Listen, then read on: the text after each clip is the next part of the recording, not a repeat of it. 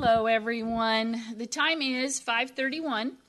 We are here on Tuesday, April 27th, for the regular session of the Coppell City Council, and we have a quorum present, so I'm going to call the meeting to order.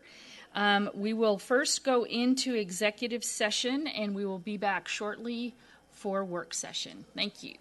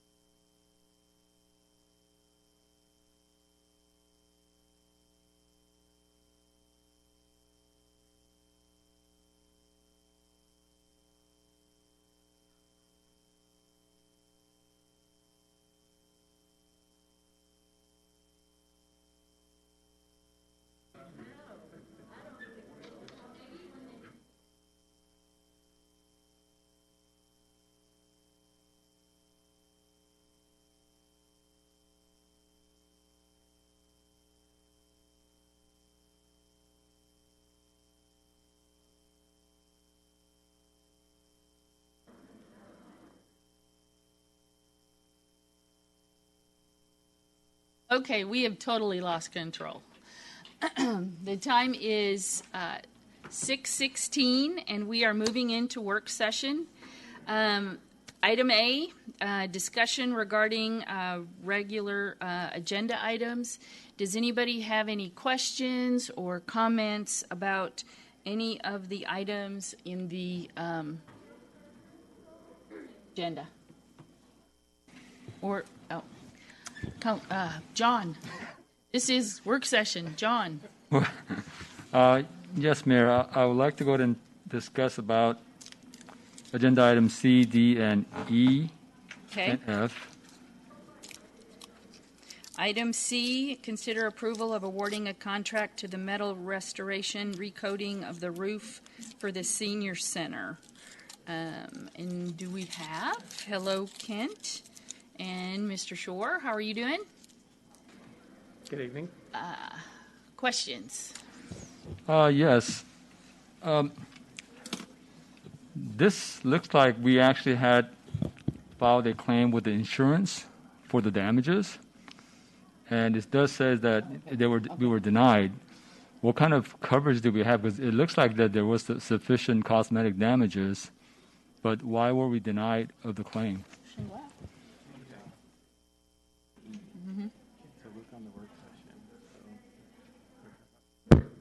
Okay, I got it now. The insurance adjuster, the determination was that the damage was cosmetic and did not create sufficient damage to cause a leak, and so they denied the claim based on that. But are they at least covering some portion? Because that doesn't make sense. Because I mean, if a car has hail damages, they would at least go and pay for something. The claim was denied, and I will say the claim was filed after the event later. So, but the claim was denied because there was no, and there today still is no leak in the roof. Yeah, and I'm trying to understand, even if there was no leak, if there's cosmetic damages, I would imagine that they would at least pay for the cosmetic repair. They did not. Go ahead, Mark. John, my understanding is with metal roofs and insurance that the reason it's a benefit to put a metal roof on is that you don't have the damage which actually would cause the leaks because of the felt being destroyed. And it's only cosmetic damages that are actually occurring. So that's why they will give you a reduction actually in rate for your metal roof, but they just won't cover the prettiness of it, And it's only if they get deep enough and that they have removal of all the multiple layers of fluoropon and the primer would they actually grant you a claim. Yeah, I'm trying to understand because I know that you have pointed out that it actually come to the point where it's actually corroded. In some parts, you would actually have to go ahead and replace not only that portion but also underneath just to make sure. But I'm just trying to figure out why we're having to spend our money rather than the insurance covering, if not all, at least some portion of the restoration.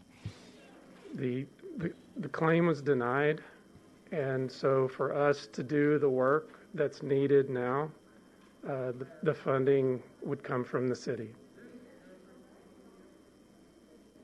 There's not really you can ask for them to redo or to relook at a claim, but once they say no and they say no again, there's really no recourse to your insurance company once a claim is denied.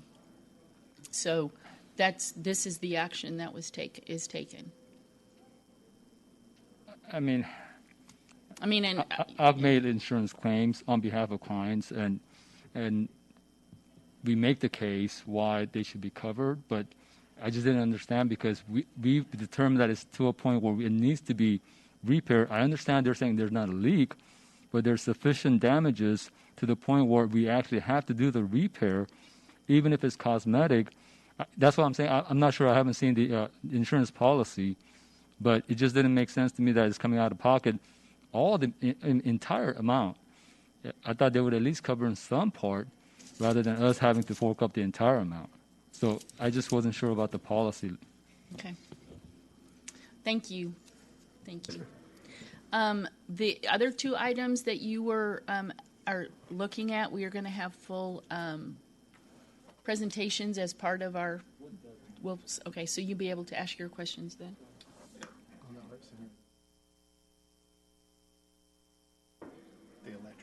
The electrical. He asked about the art center as well. Oh, I'm sorry. Item D, you said the art center. This is the one that we discussed last week. Item D. Yes.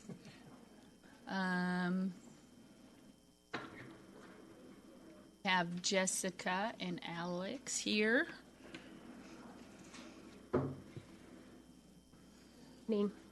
Happy to answer any questions that you have.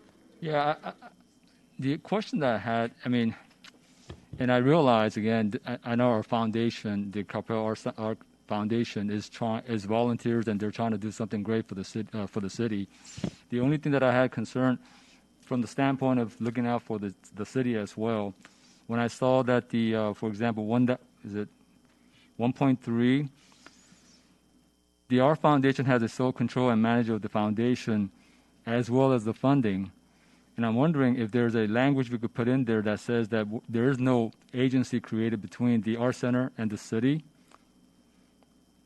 I'm sorry, not Art Center, Art Foundation and the city, so that there is no, liability of some sort in going forward. So I'm just looking for some sort of language, whether it be indemnity clause or something, to prevent city being involved with some sort of, claim that might arise against the foundation if that ever happens. So this MOU was reviewed by not only the legal team of the foundation, but by city attorney, and this language as is was approved. And I get it, but from the standpoint of protecting the city, that's what I would like to see, so that we actually don't, there's no perception as creating any agency between the city and the foundation. Bob left. Caleb, don't know if you want to try this or we just wait till Bob gets a chance at looking at it. Bob's just not here. Caleb's present. John? And that's a legal question that Jessica and Alex and I aren't going to be able to answer. And again, I'm not saying, I'm just looking out for the city in case something happens, because the foundation is its own entity, and they're actually, managing their own funds and everything else. So I just don't want that connection with the city in case something does happen. The city is not connected with the liability. Yeah. Like the city manager was saying, I haven't reviewed this agreement. It was Mr. Hager. So unfortunately, I haven't really seen this before. If council wants us to amend this memorandum of understanding to add some sort of link between agency, we can, to prevent any potential agency being created, we can do that. But we. So here's one of those times where the council just needs to say, okay, we want to have that kind of language that gives Bob the instruction to make that particular change. And I'm asking the council, but if all of you say no, then I understand. But I think it's in the interest of the city to be clear that there is no agency created between the foundation and the city, and that in case if there's anything that happens that is filed claims against the foundation, the city has no liability on that. Hold on one second. I'm not understanding the question, for one. So what I'm hearing you say is that you want the agreement to say that no agency will be created that is between the foundation and the city. Yeah, I'm sorry. I'm sorry. I should have taken the mask off. But Thank you. tell me what that prevents. What that prevents, in case if the foundation on its own is doing something and they're interacting with any other vendors, that there's a it's clear that there's no agency between the foundation and the city. They're on their own, doing what they need to do, and the city is not going to be held liable for their action. Okay, when you say that what I'm hearing you say and the explanation are two different things. And again, no, not an attorney here. So you're saying that there's no agency created. I'm thinking that another entity is an agency. No. And you're saying that that's a verb, that the city is then liable for whatever the foundation does. If we have a clear language that says there is no agency created, they're not acting on behalf of the city. Okay. So that basically, they're not acting on behalf of the city. correct. So that whatever it is that happens, they're on their own, and we don't want to be held liable at some point for any action that might arise against the foundation. People thinking that there's an agency created. So I'm just trying to protect the city because we have no control of the foundation and the fund that goes in there. Okay. I now understand what you're talking about. Mark? So, John, I guess if I'm understanding you correctly, it's similar to a lawsuit where they would drag in architects, civil engineers, mechanical engineers, and a construction case, and we would be able to just simply point to that clause and say, hey, we've got no relationship. We're automatically out of this lawsuit. In reality, there's got to be an indemnity clause. Yeah. But if we actually put in there saying that there's no agency created between the foundation and the city, and let whoever they deal with, the vendors, let them be aware of it to notify them, then at least there is a notice that there is no agent. They're not acting on behalf of the city. That's what I'm trying to clarify. Okay. I'm in agreement if that's not already addressed in there, and you've read it thoroughly, then I would rely on your expertise. And did want to add one update. Penelope Furry, the president of the Art Center Foundation, is here, and she just wanted to provide a reminder that it is an aspirational agreement. It's not a binding agreement. It's just a document that captures the spirit of the working relationship between the two separate entities. So just so you know, again, I'm not saying there's going to be a problem, but this is just to protect the city, just in case if something happens, because the foundation manages all the money, all the activities. You're going to be hiring staff and so forth as well. We just want to make sure the city doesn't get entangled with that as well. If something happens, that's all I'm saying. Brianna? Sorry, thank you, Mayor. I hear you, John. I guess the question is, I know you haven't reviewed it, but does Mr. Hager reviewed it? Okay, and so I guess he's not here, right, to answer our question. So I guess is there a way for us to, I don't want to necessarily agree, make a motion to amend if Mr. Hager can point us to somewhere that maybe what John is alluding to already exists, and maybe we're missing it, and maybe we're not. But if we can just have Mr. Hager look at it, and then we can talk through what our concerns are, because I hear you, and then we can move forward to an amendment. Is there a timetable on this?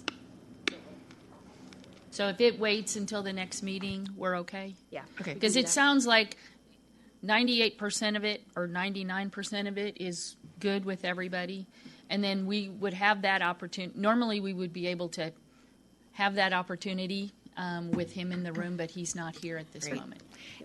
And just a real quick, I think the other thing is, so I understand what you're saying, it's not a binding agreement. I think, and I hear, John, a lot of times when we do get into a binding agreement, language from non-binding agreements or other documents can be put into that, and people will think there was a meeting of the mind somewhere in there, so I can understand where you're coming from. Mr. Hager? Thank you. Thank you. Thank you very much. Oh, I'm sorry. Did you have any other questions on that particular item? That's it? Okay. Thank you. And so do you want to we'll just pull that item for tonight, and then it'll be on the next agenda, if everyone's okay with that? Okay. Okay. Any other, the two other items that John had asked about, had a couple of questions, are actually going to be on the work session agenda. So we're going to, if there's no other questions on the rest of the agenda, we will move to, we have the future-oriented approach to residential development task force report. And we have Miss Mindy here. Good evening, Mayor and Council. I'm Mindy Hurley, and I have the privilege tonight to introduce the Chair and Vice Chair from the Future-Oriented Approach to Residential Development, which we commonly refer to as FORD. So if you hear that going forward, you know that that's what they're talking about. So they've been working hard for the last 16 months, specifically on senior housing. We know we have other goals in the pillar to address, but we have been focused on senior housing, and they wanted to bring forward tonight a report to share some of the findings that they have found so far. And with that, I'm going to introduce Bart Mcelroy, who is our president. He'll be, our chair. He will be presenting, and then Peggy Quinn, who is our vice chair. So with that, I'll turn it over to Bart. Welcome, and thank you very much for coming and giving us an update. I know everybody here's been looking forward to this. Well, thank you, Mayor. Thank you, members of council. It's a pleasure to be able to update you on our board's progress since January 2020. It can be difficult to sum up 15, 16 months of work into an 11.5-minute presentation, but I will do my best. Great. So the Future-Oriented Approach to Residential Development Board was established based on 4 of the pillars in the Vision 2040 plan that related to residential development. And at the outset in January 2020, Mayor Hunt expressed the will of the council that we focus our initial efforts on the pillar involving exploring new options for 55 plus or aging in place that maintains high standards of living while reducing footprint. So we have done that. And for those that don't know, the definition of aging in place as defined by the AARP and the CDC is the ability to live in one's own home and community safely, independently and comfortably, regardless of age, income, or ability level. And you might ask, well, how does this affect Coppell, or to what extent does this affect Coppell? The answer is quite a bit. Per our research, approximately 25% of our city's population is 55 or older. And out of the 10,580 residential units in the city, just over 18% have the 65 and above tax exemption filed on the property.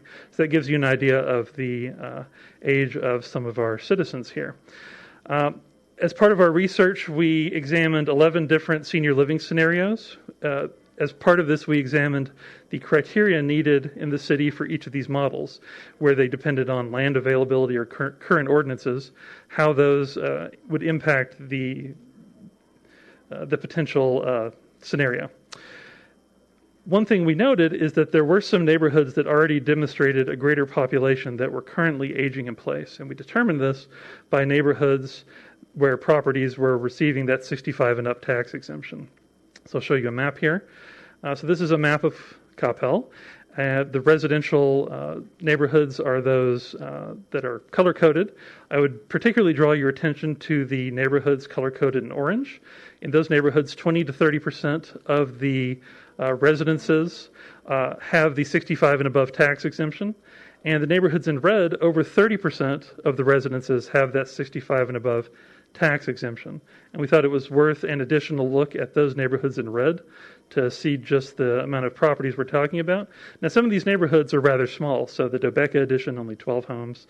Trinity Shores, rather low. But River Chase, 264 housing units, 31.1% have the 65 and above. North Lake Woodlands, similar size, 33.2%. And then Meadows 1, 2, and 4, 226 homes, 34.1% have the 65 and up exemption. So there are neighborhoods that are demonstrating that aging in place is already taking place. We took a review of the current landscape of services and benefits offered to seniors in the city.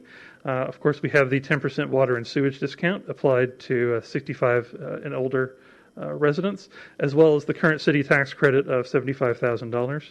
We also, of course, have our wonderful Senior Citizen Center that services the 50 and above demographic and offers a variety of services. Some things that are not currently available in Coppell, but other cities do offer them. They include senior outreach for shut-ins, as well as advocacy initiatives. So, for example, assistance with home maintenance or senior transportation, either as part of an organized rideshare program or a volunteer program. Also, technical assistance, getting computers or other technology set up.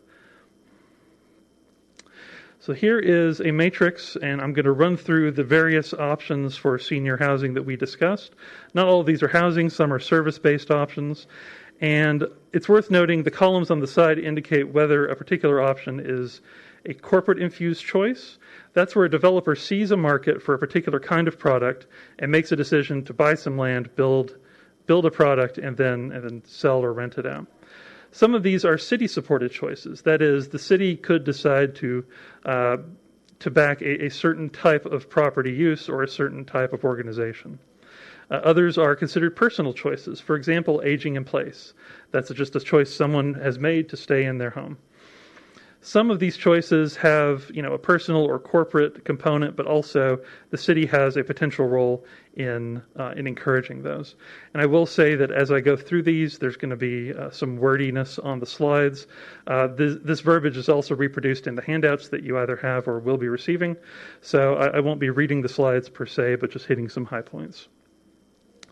The village concept is an interesting idea. This is essentially a membership-based network where members are both recipients of services and volunteers for other members. And those services are based on local needs determined by the community. Picture a gated community without the gate and a distributed network of volunteers. That's the village concept.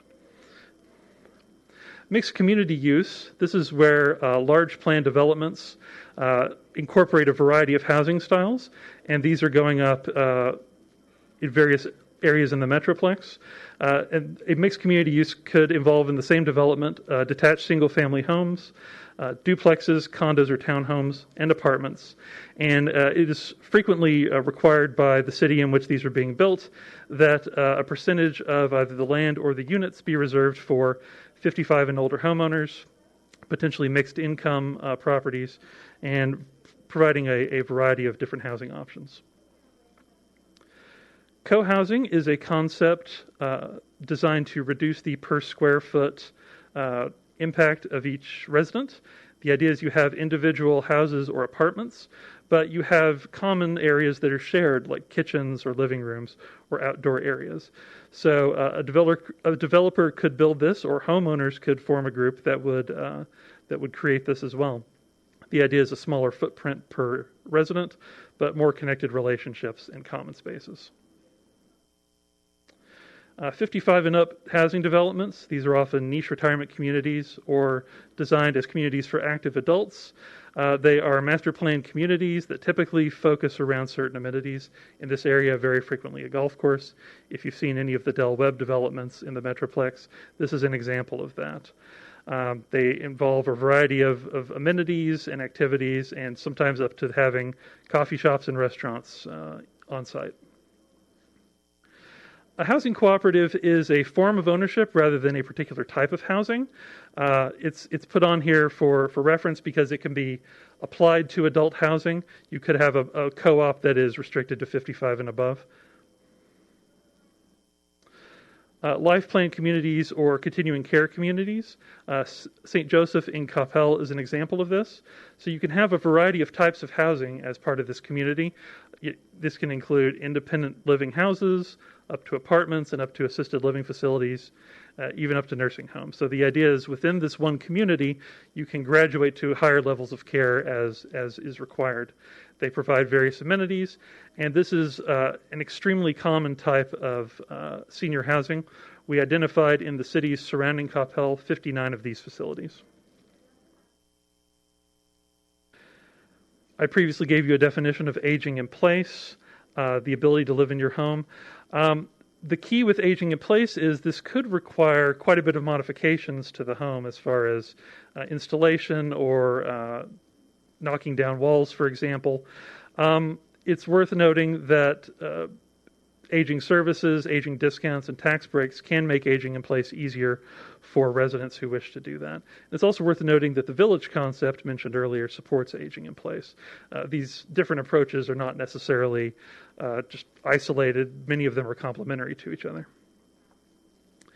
A naturally occurring retirement community, or NORC, is a location where a certain percentage of homeowners have decided to age in place, and over time it becomes a retirement community. And we've seen this in Coppell with these neighborhoods that start having upwards of 30% of the residents are 65 plus. Naturally occurring, these have become areas where more and more people of retirement age are choosing to live. The granny pod, tiny house, or casita is a small residence that is built on a large lot, typically behind or on the side of a larger house. Very common for an elderly parent. This tends to be a compromise between having an elderly parent move into the main house or putting them in retirement housing. Coppell has, our research showed, 3 approved casitas, but with kitchen limitations built into them. A group home is going to be a facility with a state license. Typically, a corporation would purchase a residence, modify it accordingly, and then get this license from the state. They typically serve 6 to 10 residents, with 2 caregivers present during the day and 1 overnight. House sharing is kind of the other end of that. You have multiple people in a house, but it's not a regulated thing. The homeowner would simply invite, a family or a friend or an older adult to share in their house and share in their expenses and chores. And they're just residing together for companionship and cost efficiency. So that's the other side of the house sharing. Now, it's important to note that as part of our research, we talked to a variety of developers in the senior living space and asked for ideas as far as out-of-the-box solutions. What's being done elsewhere and how can it be applied to Coppell? And they identified some challenges in that approach. One is land deficiencies. That is, we just don't have that much vacant land in the city. And what land we do have is rather expensive. So when you have expensive land, it's hard to develop something that could then be turned around to sell or lease at a reasonable rate. Building vertically is a challenge in Coppell, and if you want to build to gain cost efficiencies, you need to build up, typically, especially when you're dealing with expensive land. And all of the developers we spoke to mentioned that cities have a role to play in incentivizing senior housing solutions, whether those involve ownership or whether those involve leasing, like in a senior apartment complex. So our findings thus far point to many cities getting involved directly in senior housing if their financial environment is viable. One thing also to note is we have identified some what we believe are low-cost options that could be implemented in the short term that could help support current and future senior residents in the city. And we'd love to discuss that with council at a future date.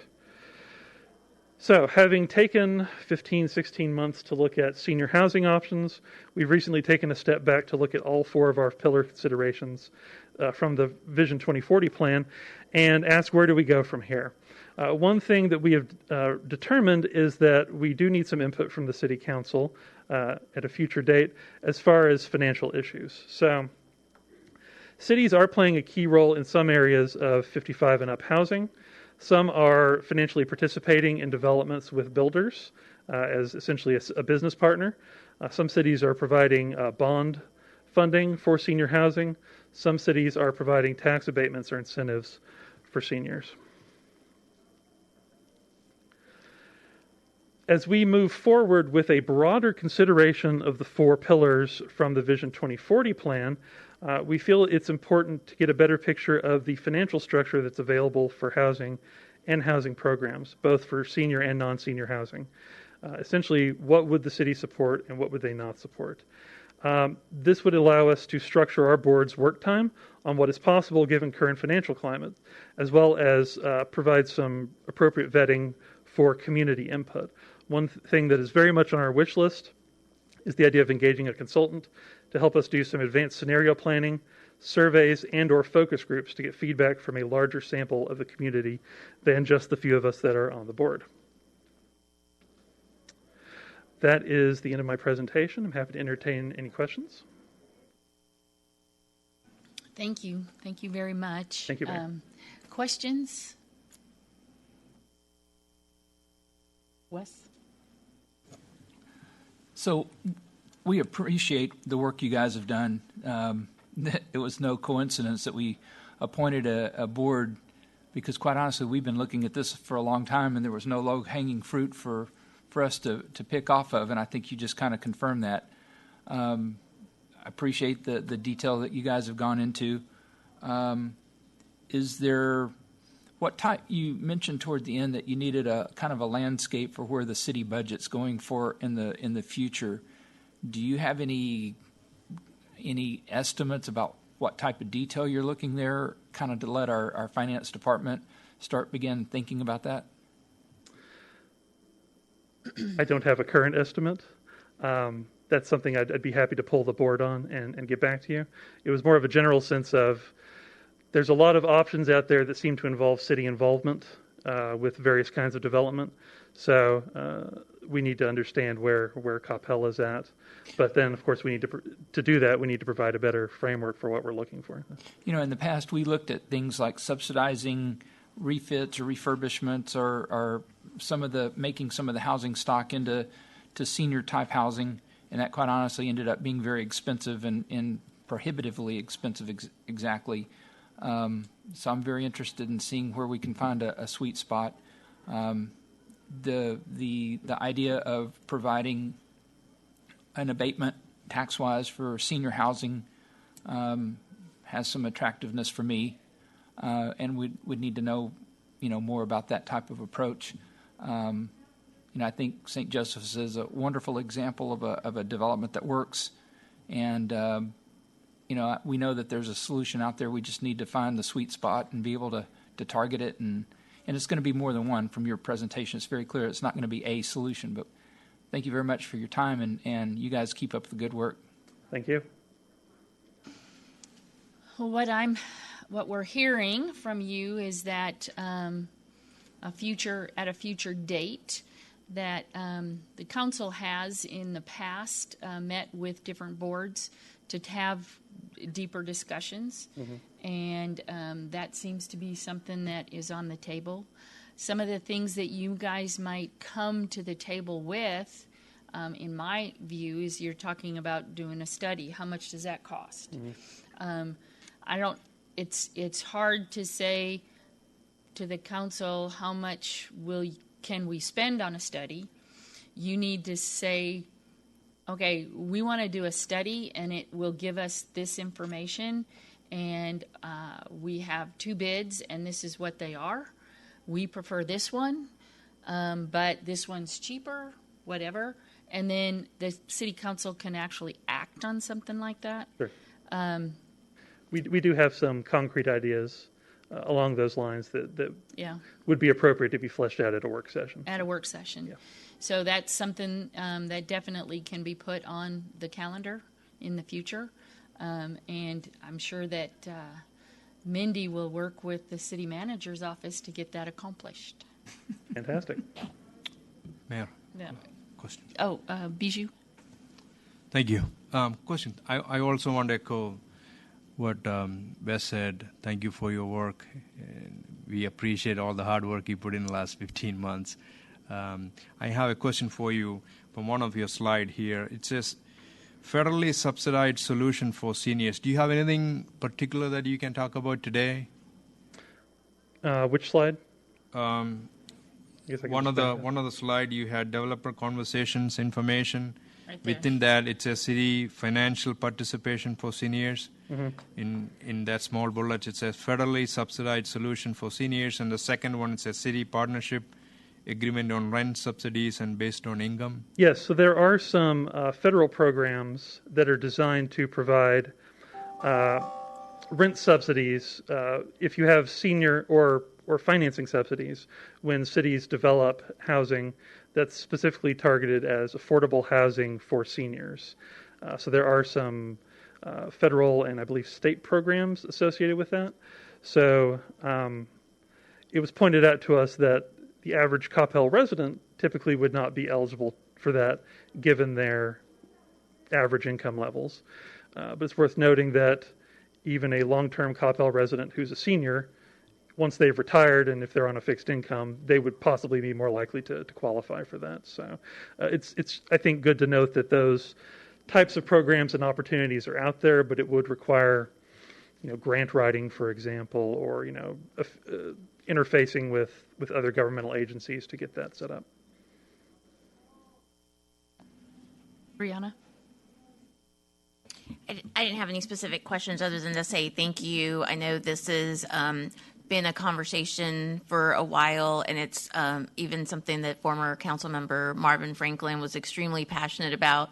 And so to see this board in place, in action, and to see kind of just the plan and the strategy behind it is really exciting. So I just really wanted to say thank you. And this was extremely helpful and a lot to process, but it gives us an idea of kind of where everyone's thinking of going and what some of the next steps are. So I just wanted to say thank you.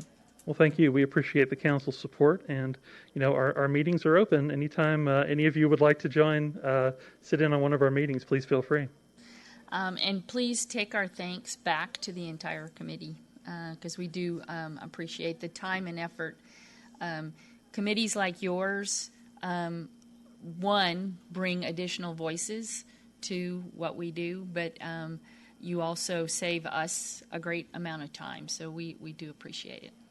Thank you. I will definitely do so. Thank you. Thank you very much.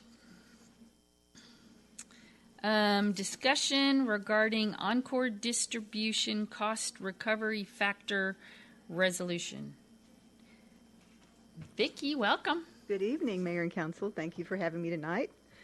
So I am here tonight to discuss with you two resolutions that are on your consent agenda. And if I may, I'd like to combine them in the discussion because they are essentially the same type of resolution. So the resolutions that are being proposed are to deny a proposed application by the Encore Electric Delivery Company and one by the Texas New Mexico Power Company to amend their distribution cost recovery factors and increase distribution rates within the city. Before I move forward, I would like to give you a definition of what the DCRF is, because that's something that I don't think I've actually ever done before. But what a DCRF is an interim rate adjustment that's allowed by Texas statute and permits electric utilities to implement new rates to account for changes in distribution invested capital without filing a full rate case. And to further explain, the distribution invested capital are the parts of the utility's invested capital that's categorized as a distribution plant, distribution-related communication equipment, and networks. And this capital includes only the costs for the plants that have been placed into service and costs that are prudent, reasonable, and necessary. So I thought that might be helpful. On April the 8th, the Encore Electric Delivery Company filed their application, and shortly after that, the TNMP also filed an application to approve to amend these DCRFs to increase their rates. In those filings, these companies are seeking an increase in the total distribution revenue requirement. And for example, the Encore Electric Delivery Company is asking for just under $98 million. And the TNMP company is asking for just under $14 million. These resolutions will authorize the city to join with the steering committee of cities served by Encore and the Texas New Mexico Power Cities to evaluate these filings and to determine whether or not there should be further strategies to pursue. At this point, I also want to talk a little bit about the history of the OCSC, which is the Steering Committee of Cities. So under state law, city governments and the Texas Public Utility Commission share regulatory authority over electric utilities. And what's been happening, or what happened about 30 years ago, is that the cities banded together to form coalitions to exercise their portion of this authority, so they wouldn't be doing it on their own. It would be going in as a group. The Steering Committee of Cities, that's called the Ocsc, is one of the largest and most significant of these coalitions, and it's comprised of about 140 cities in North and Central Texas. The TNMP cities is much smaller than that. It's only got 13 cities. Both of these have been in existence over 30 years, and the purpose of these organizations has been to protect ratepayer interests in these complicated regulatory proceedings. So the resolution, which you have a copy of the complete resolution in your packet, the purpose of these resolutions are to deny the DCRF applications by both organizations. And I wanted to point out just a couple of the highlights that are in the resolution. In one section, the resolution authorizes the city to participate with OCSC or TNMP as a party in the filing, and to authorize the hiring of the attorney that typically works with both of these organizations to review the filing, negotiate with the companies, and come to the City Council with information on reasonable rates. The resolution also finds that the company's application is unreasonable and should be denied, and that the company's current rates shall not be changed. And the last thing I'd like to mention that's in the resolution as a highlight is that the company does reimburse cities for their reasonable rate case expenses. So as I mentioned, the resolutions, both of these resolutions are to deny the applications. And with that, I will be happy to answer any questions you may have to the best of my ability. Thank you. Thank you very much. You're welcome. Questions? Wes. So thank you, Vicki. This is more just an FYI. What part of Coppell does a TNMP fit into? Because I thought everything was Encore. There's just a small portion that's in Coppell, and most of it's on the border, the north border between Coppell and Louisville. Is that like the so Greens? Louisville is also a city. I don't know the exact locations, but it's the north part of the city. Okay, thank you. If you'd like, I can find out exactly where those are. I think it is the Denton County portion. Yeah. Thank you. You're welcome. Questions? So, I had a follow-on. I'm sorry. Was any of this related to the winter blizzard, or was this outstanding anyway? No. This is actually something that comes before the council on a pretty regular basis. And since 2011, when the law was changed for this process to be able to happen, you've seen this 3 times. This is the 4th time. So it's a pretty consistent process that we go through. So in the history, has this ever been approved or passed? It usually is, and what has typically happened is that with the attorneys getting involved in the case, they go back and try to look at the filings and make sure that the amount of money that they're asking for is reasonable. And typically they do come back with a reduction in the amount of money that is actually approved.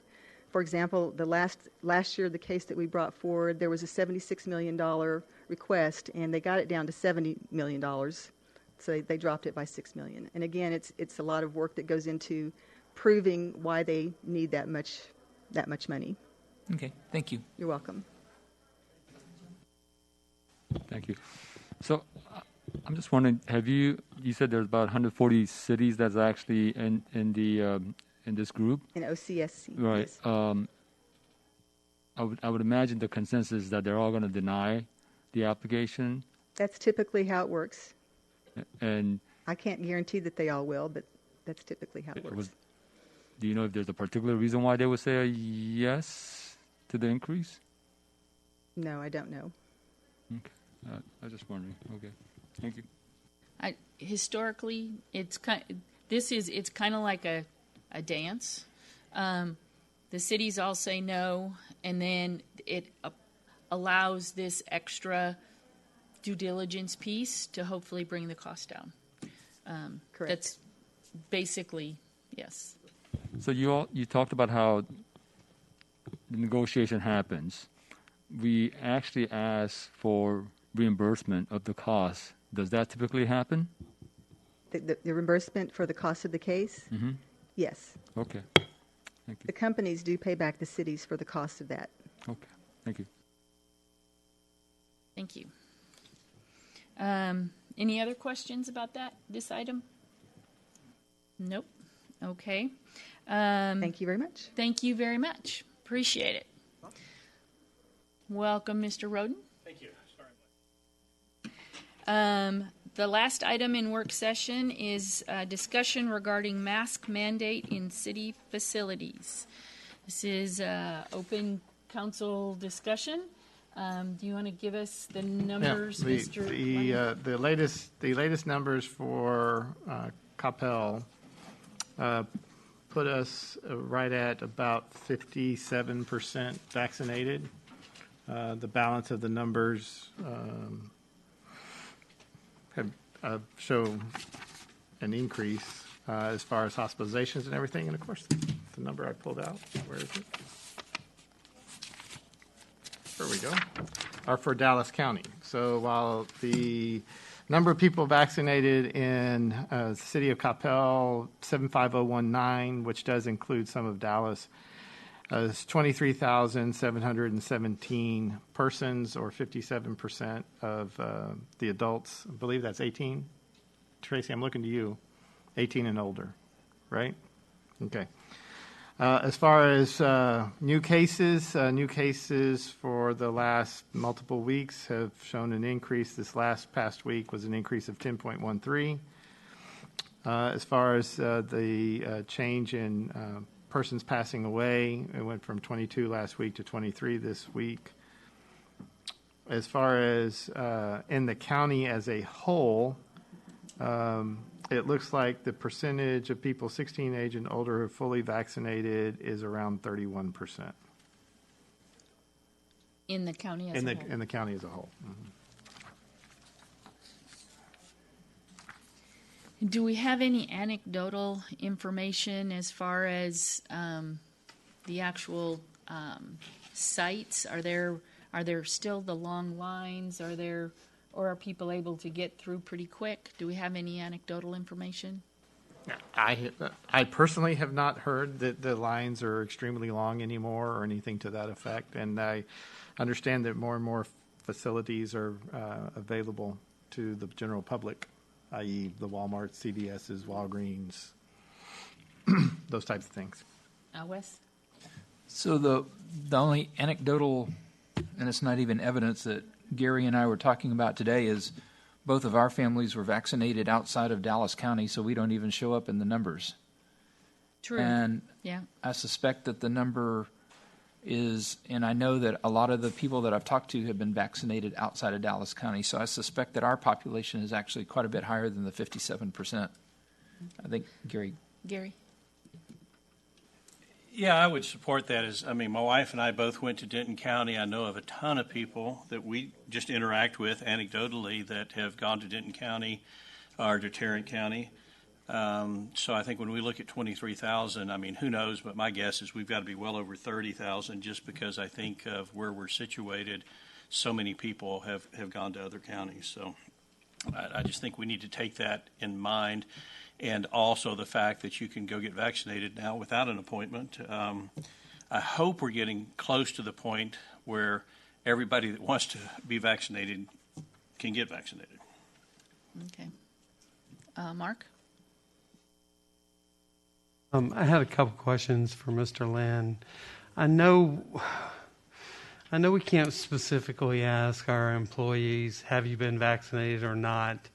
Is there a way to do an anonymous survey to ask them, have you been vaccinated if you want to, just to get a feeling of the number, the percentage of our employees who could potentially be exposed?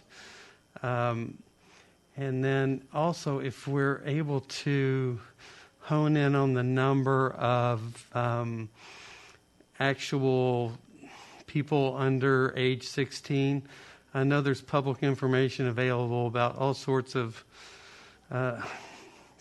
student enrollments and addresses and things like that, so we could get some actual numbers that may bring these these numbers here back in line to show us that we're getting closer to 60 or 70%.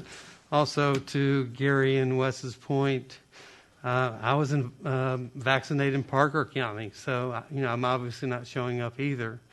But I don't want to put our employees at risk because it's only recently that everything has been opened up to anybody above the age of 16. And I know there's going to be a little lag for everybody having to schedule, and take time off work, and then another 3 weeks to get their vaccination, and another 2 weeks for it to take effect fully. So, I think we're getting closer, and I think the numbers are showing that, although I'm a little bit concerned about the news cases just keep creeping up, from, 37% increase for the week of the 11th. Week of the 18th, almost a 10% increase. In the week of the 23rd, another 10% increase. So I think we're almost there, but if we can just hang in there just a little bit longer, I think we could do our employees a great benefit, as well as citizens who've not yet had an opportunity to get their full double vaccinations, or single if they're doing Change A. Do you have any commentary on the staff? I was tracking. There were about 3 or 4 questions in there. Can we ask our employees a anonymous survey? We can do an anonymous survey, and for what it'll bring us. We'll see what that does bring us. Because it sounds like you'd like to have that kind of information. Just right. It'd be interesting to me to know, is everybody vaccinated that's going to get vaccinated? Because surveys show that 30% of the people have said, we're not getting the vaccine. Right. So we'll never get to 100%. I will tell you that as an outlet for us, we just announced this week that our Wellness Works, our medical, my mind just went blank. Our employee clinic, thank you. That the employee clinic now has the vaccine, and we'll be offering vaccines starting this week, actually, into next week. So that's something that we hadn't had available to our employees. Granted, they had other ways to get their vaccines. So the best thing I can tell you is that I'd like to wait till after that week to put that survey out to get the information, because then I can at least have a good feel. I can actually track what's happening at the Wellness Works on top of whatever they answer from an anonymous standpoint. And I appreciate, the idea of trying to protect our employees who are in service to the citizens, because if you matter of fact, we had this discussion a little bit earlier. If the council were to release the mask mandate for inside city facilities, we discussed what the implications were for us as employees. So I think the rest of your question about the age groupings, I can work with Mindy and Matt to see how we can get the age groupings from either Census or Claritas, who provides us some of that data, and we can. Yeah, but it doesn't have that 16 the way it's broken out. Yeah, it's an 15 odd to 17. Right. It's an odd, specific to that age group. So we'll see how close we can get on that as well to get you better numbers. And I do know that when we were asked a few weeks ago about the implications for the population difference because of 75019, including some of Dallas, right now the number is pretty nominal. And from what we could see statistically, but we can provide that information to you as well. So I think those were the questions that you were asking. The employees, the age groupings, and just a better concentration on what 75019 looks like. I think that was all, unless you want me to throw out some others. No. But just to note, on our demographics page, it shows that 17 to 19 is 1,995. So even if you just take half of that, then you're looking at 2, 4, 6, 7, 8,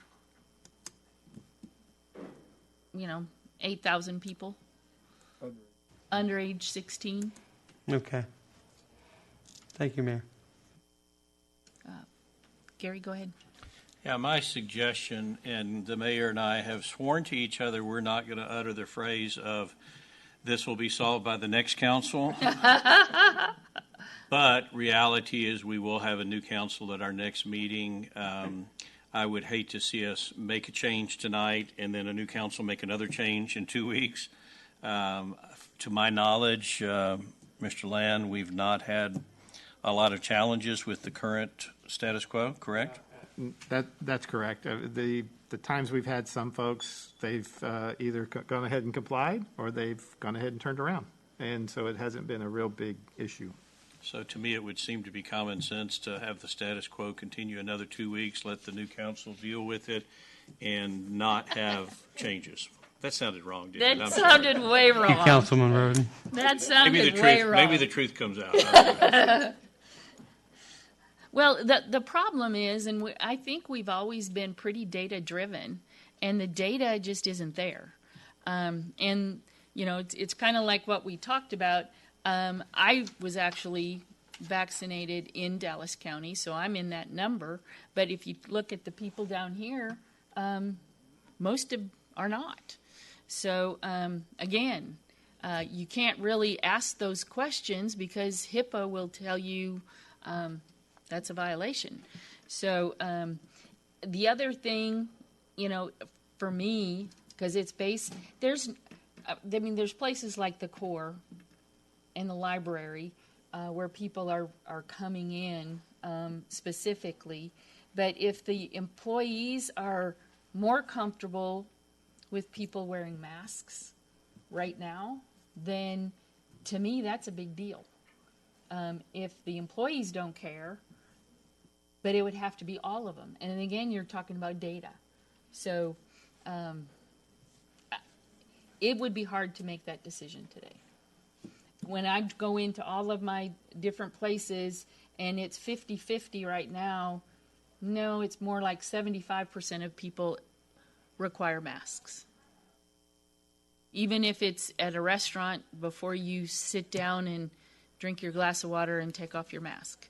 But most places are still requiring masks right now.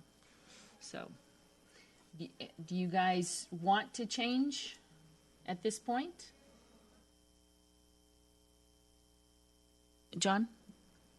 Thank you. I'm going to go ahead and echo with what Councilmember Roden has said, that it probably is fair to wait for the next, the new set of council that's coming in to make the decisions.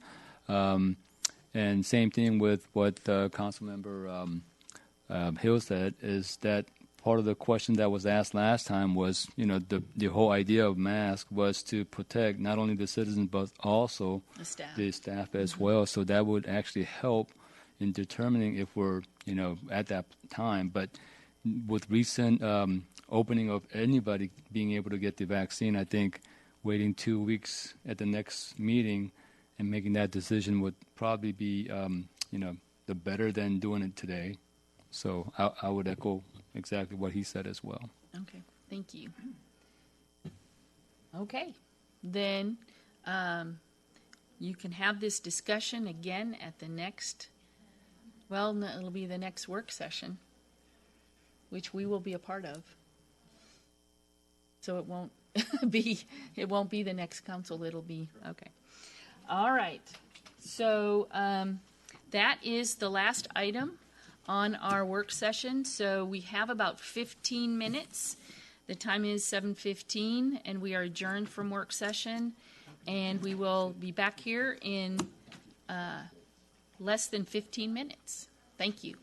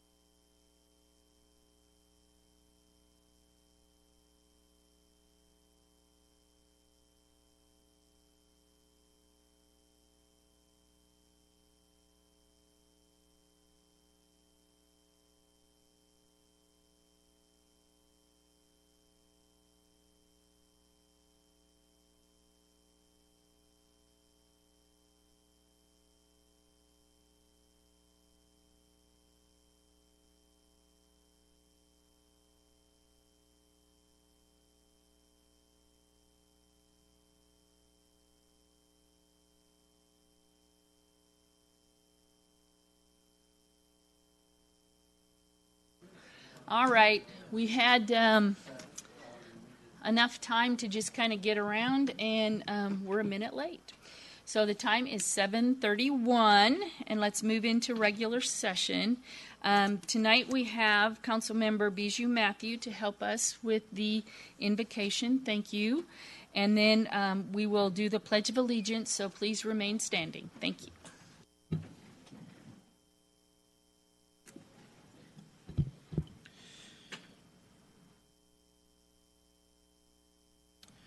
Thank you. Let's bow our heads for prayer. Gracious Heavenly Father, we bow our heads before you in humility. Oh Lord, thank you for giving us one more day to live. We thank you for everyone who are assembled in this room and watching online to witness the discussion, the debate, and making decision process. We pray for our firefighters, police, and first responders. We thank them for their commitment and dedication to keep all of us safe and secure. Thank you for your many and abundant blessings.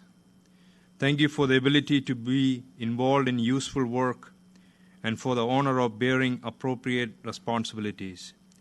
I pray for the various levels of city officials and for this assembled council. I'm asking you that you would graciously grant us the wisdom to govern for all, including disadvantaged and less privileged among us. I pray for the agenda before us today. Please give an assurance of what would please you and what would benefit those who live and work in and around our beloved city of Coppell. In Jesus' name I pray. Amen. Join me in the Pledge of Allegiance. I pledge allegiance to the flag of the United States of America and to the republic for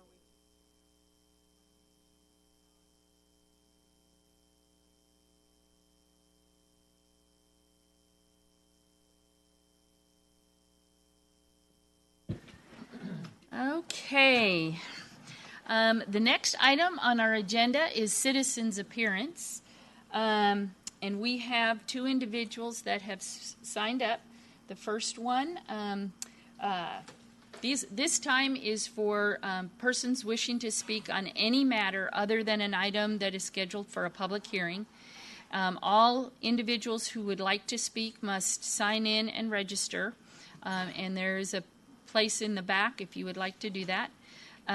Each individual shall be limited to 2 minutes, and we'll call those people up in the order that they have signed up. So the first one is Mr. Tom Garding.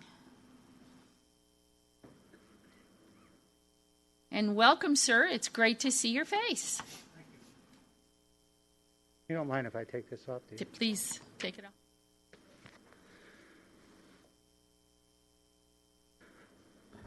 Please state your name and address for the record. Yeah, I'm Tom Garding. I live at 927 Moonlight Cove, and I'm here to speak in regard to the vaccinations for entering the senior center, the vaccination card. For those that don't know me, it's been about 14 years since we started with the senior center. So I was the chairman on the advisory board on the design board for the senior center.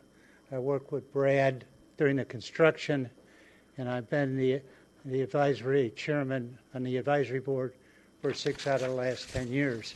So I've got a fair amount of emotional investment in this facility, along with knowing a number of people.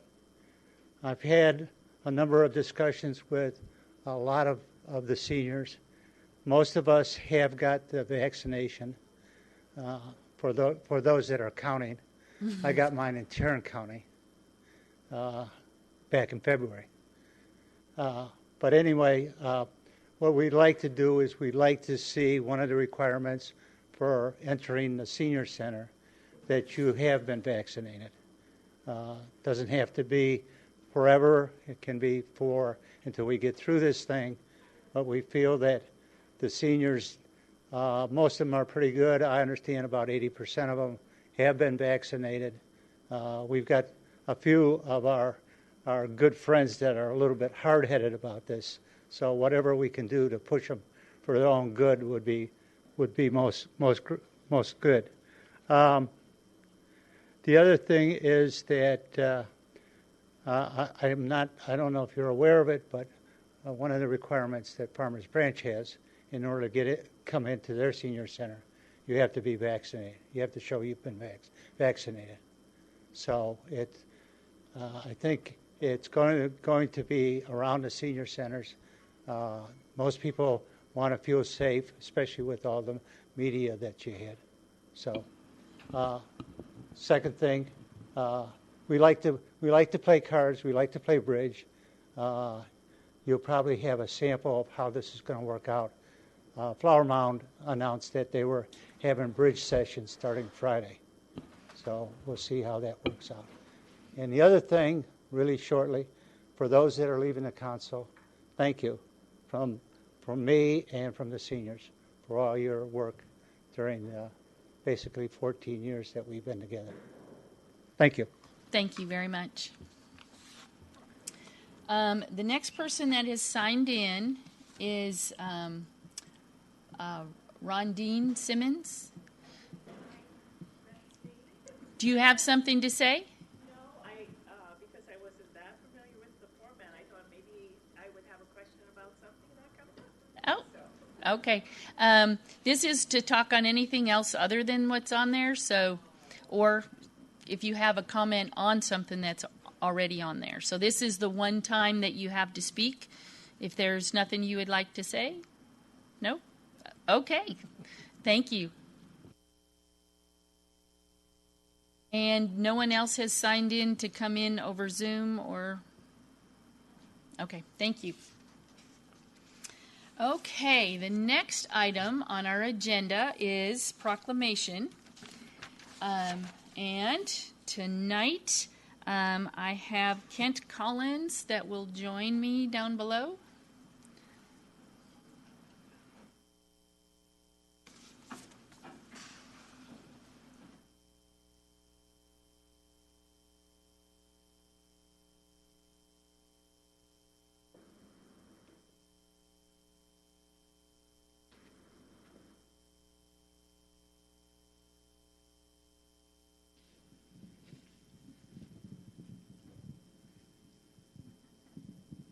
I'm going to stand over here so I can take this off while I read this.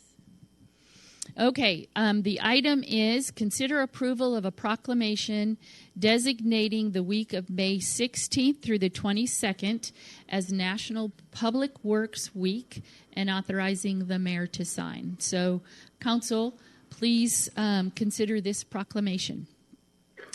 Whereas public work employees design, construct, operate, and maintain infrastructure, facilities, and equipment that is vital importance to the health, safety, and high quality of life of the citizens of Coppell. Whereas these infrastructure, facilities, and equipment could not be provided without the dedicated service, teamwork, and innovation of the public works employees. Whereas it is in the public interest of the citizens, civic leaders, and business leaders to gain knowledge of and maintain an interest in public works. Whereas the year 2021 marks the 61st annual National Public Works Week, sponsored by the American Public Works Association. Now, therefore, I, Karen Hunt, the mayor of the city of Coppell, do hereby proclaim May 16th to the 22nd, 2021 as National Public Works Week in the city of Coppell, and encourage all citizens to join with representatives of the American Public Works Association and the city of Coppell in activities, events, and ceremonies designed to pay tribute to our public works employees and to recognize their substantial contributions they make providing and protecting our health, safety, and quality of life. In witness thereof, I have set my hand and caused the seal of the city of Coppell to be affixed this 27th day of April 2021. I will, Councilmember Hill, Mayor Pro Tem Hill. It's right there in front of me. Mayor Pro Tem Hill. I'd like to make a motion to approve item 7, proclaiming the week of May 16th through the 22nd, 2021 as National Public Works Week, and authorizing the mayor to sign. Thank you very much. And there's a second by Councilmember Roden. All in favor?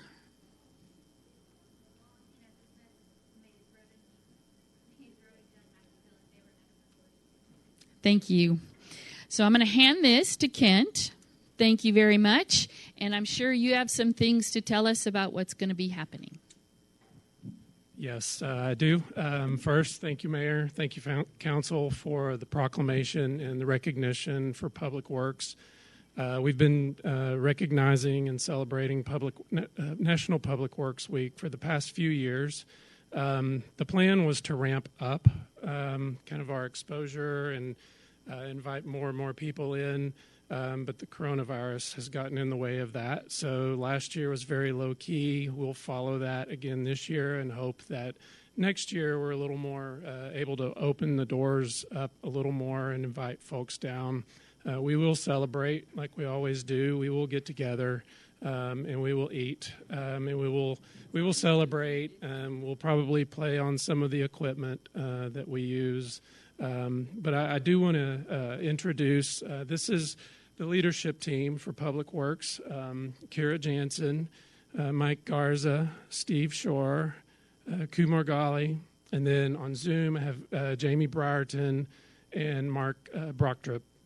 And I want to just share, for those that don't know what Public Works does, so we engineer. So we have the functions of engineering, so we oversee the design and the management of projects, infrastructure projects. We have operations, so we have water, sewer, streets, drainage down at the service center. We also house our fleet maintenance and fleet management group, which Mark oversees. We have administrative team, which really, as we all know, really runs the department. And then we also have facilities maintenance and management, which Steve oversees. So we do a lot, but we do it all in service. The theme for this year, the American Public Works Association, each year they identify a theme. They put together a poster, which you'll see if you come over to engineering or down to the service center. But the theme this year is Stronger Together, which fits in really well with our values. You heard in the proclamation our stated values of service, teamwork, and innovation. So those are the things we keep in mind as we go out and we serve the residents and the businesses. So with that, again, thank you. We appreciate the recognition and the proclamation. Thank you very much. And for those of you listening, when you drive on the roads, when you use really any of our facilities, these people had a hand in it. And we appreciate what you do every day. And sometimes forget that you are the ones that are behind it. But when it comes to mind, you are greatly appreciated. So I can't tell you enough how much I appreciate y'all. And I may still come by if you tell me when. Because I tried to, a couple of weeks ago, I tried to zoom in and watch you guys eat, and it just wasn't as fun. It just wasn't as fun. So thank you very much. I appreciate you, and make sure everybody knows how much you guys are appreciated. Thank you. Oh, I'm sorry. Yes. Anybody else have a comment too? Sorry. Mr. Collins, I echo what Mayor said. A lot of people don't know the things that you guys do. You just listed a whole bunch of things, but we know that there's a lot of work behind the scene, and I just want to thank you for all the things that you do, and I appreciate your response every time I'm, asking you about something the citizens are asking about, and it's not to say that I'm not going to do that anymore, but I'm going to now continue to do that. But you do, your support of the community by responding is really appreciated. So thank you so much, you and the staff as well. Thank you. Anyone else? Thank you.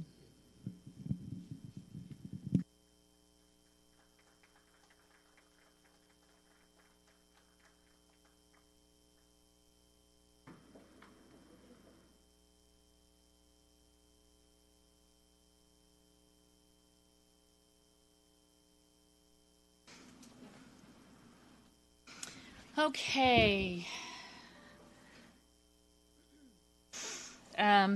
Item 8. Item 8 is the consent agenda. Tonight we have items A through F.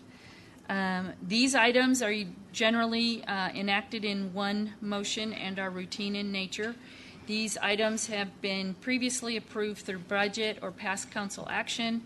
Any item may be pulled to be considered separately. The full description are available on the screen. We are pulling item D, and we will be considering this at a future council meeting. So it is item A, B, C, E, and F. Are there anybody have any other questions or comments about the items? Hearing none, Councilmember Roden. Thank you, Mayor. I move to approve the consent agenda item 8, items A through C and E and F. Thank you. Is there a second? By Councilmember Long. All in favor? Long, Kenosis Smith, Mays, Roden, Jones, Matthew Hill in favor. None opposed. The motion carries. Thank you. Okay, item 9. Consider approval of an ordinance authorizing the issuance and sale of City of Coppell, Texas General Obligation Refunding Bonds, Series 2021, and approving various documents related to such bonds and authorizing the mayor to sign. We have Ms. Tehan here. You do. Welcome. Thank you. Good evening, Mayor and Council. And for those in the viewing audience who may not know me, my name is Kim Tehan, and I'm the Assistant Director of Finance. The item before you this evening is an ordinance authorizing the issue of City of Coppell, Texas General Obligation Refunding Bonds, Series 2021, levying an annual ad valorem tax and providing for the security and payment of said bonds, approving an official statement, providing an effective date, and enacting other provisions relating to the bonds and authorizing the mayor to sign. This item is presented for your approval to refund previously issued combination tax and limited surplus revenue certificates of obligations, Series 2011, and general obligation refunding and improvement bonds, Series 2011, to take advantage of lower interest rates in order to produce debt service savings. Jason Hughes and Boyd London with Hilltop Securities are with us this evening, and Jason will provide you with the results of the sale of the general obligation refunding bonds, Series 2021. In addition, Chris Settles with McCall, Parkhurst, and Horton, the city's bond counsel, is attending via Zoom. Thank you.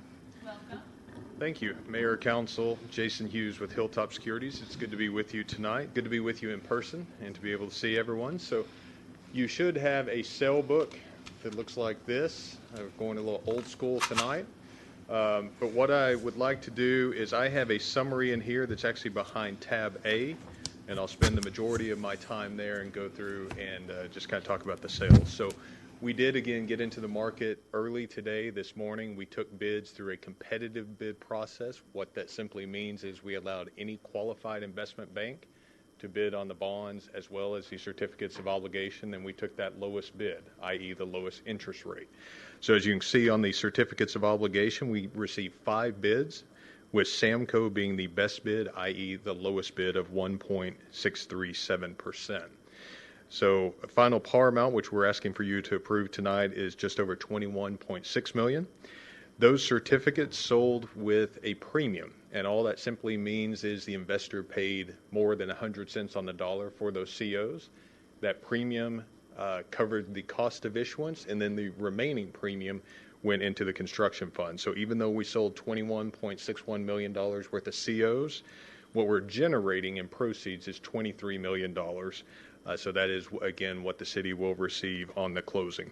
$16 million of that is designated for street and road projects, and $7 million is designated for water and sewer projects. Again, it's a 20-year term, a 1.637% interest rate. Assuming that you approve that tonight, that is a fixed rate, so that will never change. The only way that changes is if you, the city, pay off those COs early, or if we were to refinance them in the future. So I did go back and look. As you probably recall, we had about $26.4 million that we sold last year. And if you look at this sale today, as well as last year's CO sale, your weighted cost of capital is about 1.47%. For, again, 20-year debt. So extremely low. Obviously, the lower the debt service, the less impact to citizens. So very happy with that. As you can see there, that sub-bullet point, so these final interest rates resulted in about $925,000 less than what was projected. And the last bullet point there, these are callable, so we do maintain flexibility for the future, again, if we could pay them off or even refinance them. So those are the certificates of obligation. The other issue we had, as Ms. Tehan previewed, we did have the general obligation refunding bonds. So we're taking out two 2011 issues. Those issues had coupons ranging anywhere from 3.5 to 4.25%. So what we, in essence, did, much like you do with a home mortgage, is we took that higher interest rate debt, we traded it out for debt at roughly 0.81%. So we received 3 bids on the GO refunding bonds, again, lowering those interest rates. We have a final par amount of a little under $8.2 million. And if you turn to the following page, there was no extension of the debt. So we are not extending it at all. We are simply taking savings on an annual basis. And so what that results in, a little over $1.5 million of gross savings. And that translates into about $151,000 per year. Now, one of the things, since we take those savings over a 10-year period in this case, we actually apply a present value to that. So that's why you see the present value, or the value of those dollars today, is about $1.435 million, or about 15.7% of the refunded bonds. Typically, what we target is about 5%. So we're about 3 times above, i.e. better than, what we typically target. So as far as credit ratings, you had your AAA credit ratings. You, again, as most all of you know, are AAA through S&P, AAA through Moody's.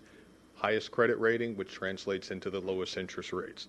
As you can see there, S&P, you've been a AAA since 2008, so about 13 years. And then Moody's finally got wise about 2013 and upgraded you AAA, so you've had that for approximately 8 years. So that has helped not only in this sale, but the sale last year, the sales prior to that, again, by having that high credit rating and getting the lowest possible interest rates whenever we go to market. Just like any issue that we sell, this is all subject to your approval tonight. So both the certificates of obligation as well as the GO refunding bonds. So assuming that you approve those tonight, what will happen is Mr. Settle, who again is on via Zoom, he takes all the legal documents, he sends that down to the Texas Attorney General's office. His office, the Texas AG, I should say, reviews all public debt transactions in the state of Texas. That takes roughly about 30 days, so that's why you see we're asking for your approval tonight. We'll actually close these bonds May 27th is what's scheduled. Again, subject to your approval. Behind tab 1 and tab 2, I've included a set of the numbers. And so this just goes through, we have sources and uses in there, shows how many bonds we have sold, what those bond proceeds will be used for. The debt service schedules are in there. You pay principal once a year on February. You pay interest twice a year on February and August. And so those schedules are included. Again, those schedules are set after your approval because these are, again, fixed rate bonds, so you're not subject to any kind of interest rate risk. The last thing that is included behind tab B is I did include both sets of rating reports. So you have the rating reports from S&P, from Moody's, and a couple of things that I would just very quick comments would say about that is whenever the rating agencies look at your ratings, they're not looking simply at today. Yes, they do look at today because they're looking at your financial performance, your tax base, your debt position, things of that nature today.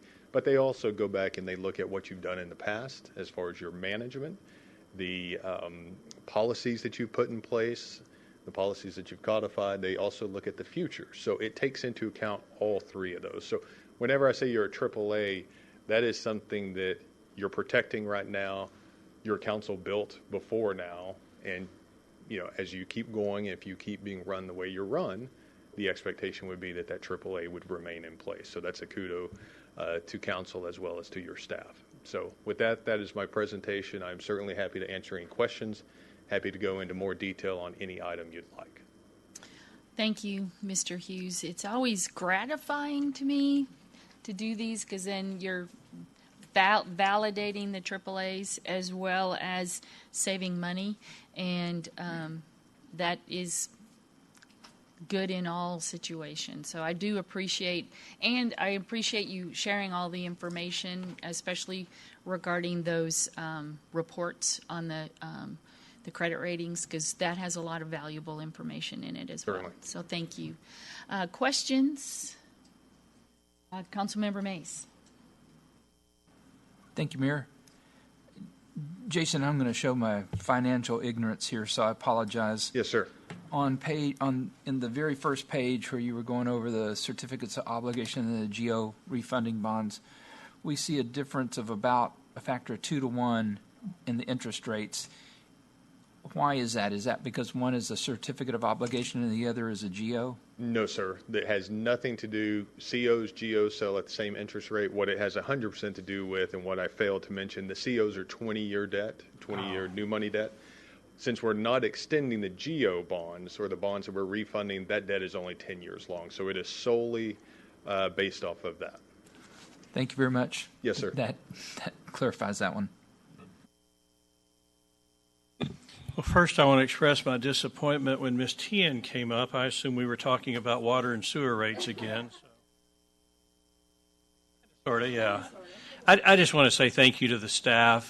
They put us in a great position to have these AAA ratings, and they are so diligent about refunding these bonds. I mean, we have saved millions of dollars in interest because of your diligence, and to all of our finance staff, I just want to say thank you.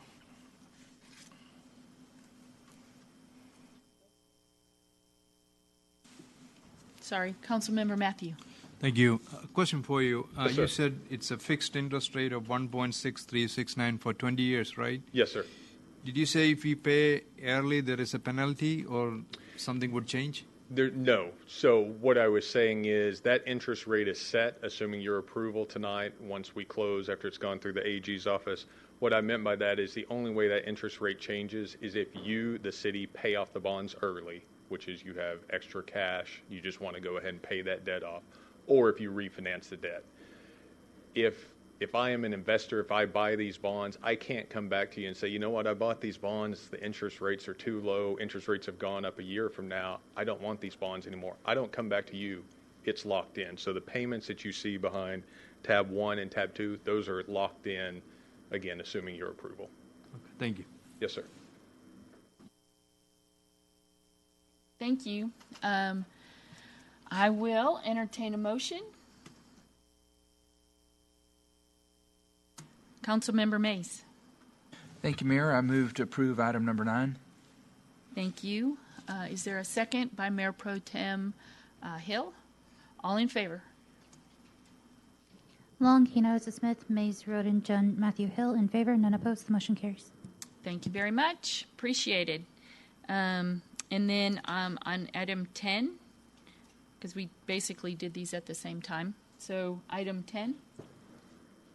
So this item is the ordinance authorizing the issuance and sale of City of Coppell combination tax and limited surplus revenue certificates of obligation series 2021, levying an annual ad valorem tax and providing for the security for and payment of said certificates, approving an official statement, providing an effective date, and acting other provisions relating to the bonds and authorizing the mayor to sign. And these bonds, Mr. Hughes has already covered. They were the notice of intent that was provided in February, and as he stated, it's for the Buttline Road project and the water projects are the water system redundancy project, painting and rehab of Water Tower 2, and then replacing various large water lines. And I'm happy to answer any questions. Thank you. Since we kind of covered both of these, are there any additional questions? Seeing none, I will entertain a motion. Councilmember Mace. Thank you, Mayor. I move to approve item number 10. Second by Councilmember Long. All in favor? Long, Kenosa Smith, Mays, Roden, Jund, Matthew Hill in favor, none opposed. The motion carries. Thank you very much. Very much appreciated, and also appreciated to the man sitting in the back of the room.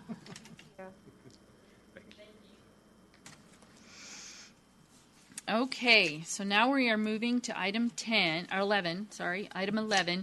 Consider approval of an ordinance of the City of Coppell, Texas, amending the Code of Ordinances by amending Chapter 9, General Regulations, Article 9-1, Animal Services, Section 9-1-1, Definitions of the Code of Ordinances, and add definition of tethering device, and properly fitted, amending the Code of Ordinances by amending Chapter 9, General Regulations, Article 9-1, Animal Services, Section 9-1-3, running at large of the Code of Ordinances by placing it in its entirety and replacing it with a new Section 9-1-3, running at large / restraint, and authorizing the mayor to sign.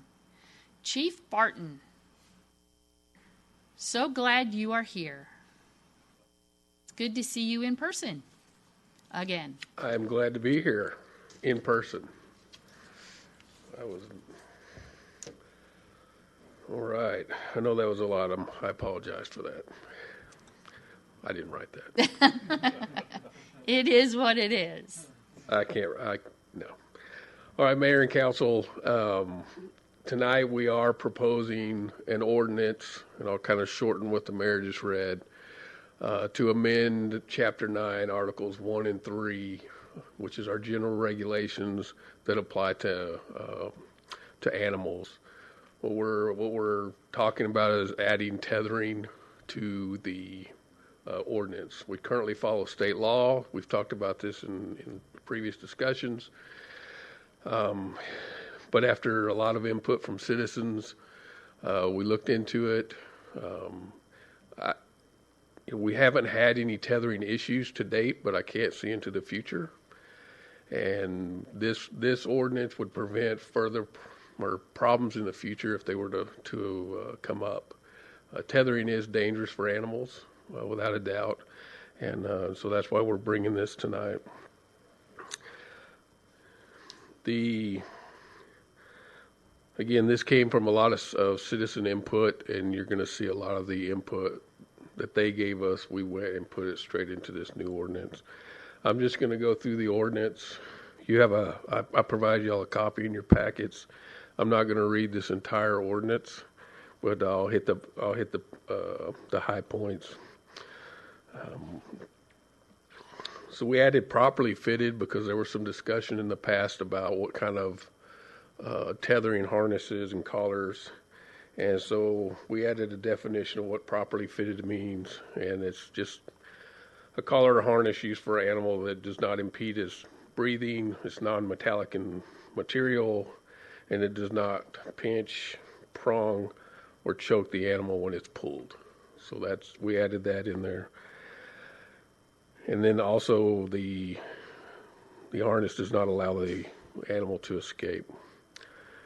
Tether shall also mean, and we kind of updated the language in this, that it's a chaining, typing, fastening, or otherwise securing of an animal to a fixed point. So there was a discussion at one point is if I have my dog on a leash, does that count as a tether? No, it does not. It's got to be to a fixed point. Then I'll move to 9-1-3. This is the running at large restraint, and this is where we put all the language regarding the new tethering proposal. A is it reads the same as it does today, that it's unlawful to let your dog run at large. B, it shall be unlawful for an owner or person to allow a dog other than the owner animal to be tethered to a stationary object or a trolley system, which is a differentiation from the state law. The dog or other animal is tethered in a manner or by a method that prevents the dog or other animal from becoming entangled or injured. the dog is tethered using a properly fitted harness and collar that is specifically designed for the animal or the dog. And that goes back to the definition. I'll move on to number 3. The tethering device is attached to the dog or the animal's harness or collar and not directly to the dog or the animal or any other parts of the animal.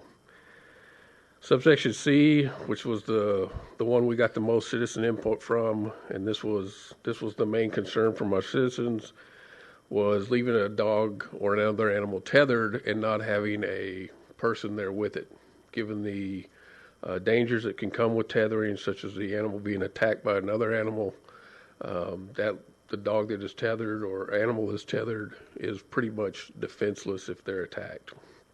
And so we added C1. Is owner shall not tether a dog or other animal by use of a tethering device while not attended by the owner or another person. So if you tether your dog, per this ordinance, you have to be present with the dog. You can't tether him and be within eye view. You got to be out back or wherever you tethered them. Citizen input also provided a clause that would give a 1-hour window if you had an emergency of some kind where you had to tether your dog, but you had to run an errand, and we used the broken fence a couple sessions ago, and you got to repair the fence and you're going to come back, you can tether that dog for 1 hour to make that necessary repair. Again, that was straight from citizen input. And then we've just added, we just really didn't even add this. This is already in there, but this is consistent with the state laws. You can't leave your dog or animal outside tethered in extreme weather, whether it's cold, hot,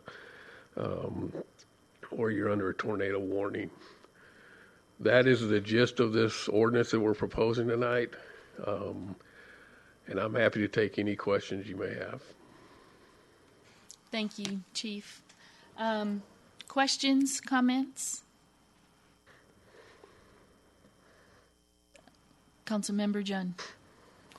Thank you, Mayor. Chief, since the last discussion with the little changes, I know that a lot of the citizens, they provided input. Did you by any chance get any other calls or comments regarding their additional, I guess, input that they wanted to consider? No, I received a lot of input before we ever brought it to council. I haven't received any input since then. Okay, thank you. Okay, thank you very much. Oh, Councilmember Matthew. Yes, sir.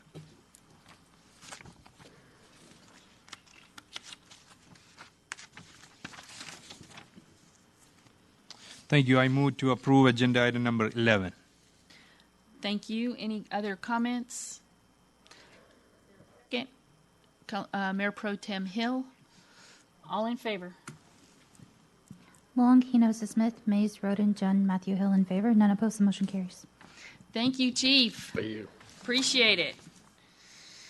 Item 12, City Manager's Report, Project Updates, and Future Agendas.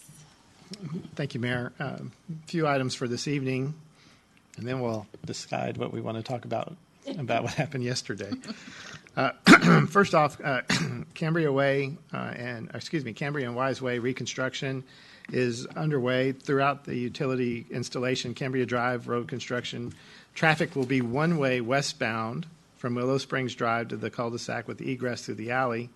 During Wise Way road reconstruction, say that 3 times fast, traffic will be one-way southbound from Cambria Drive to Shadowcrest.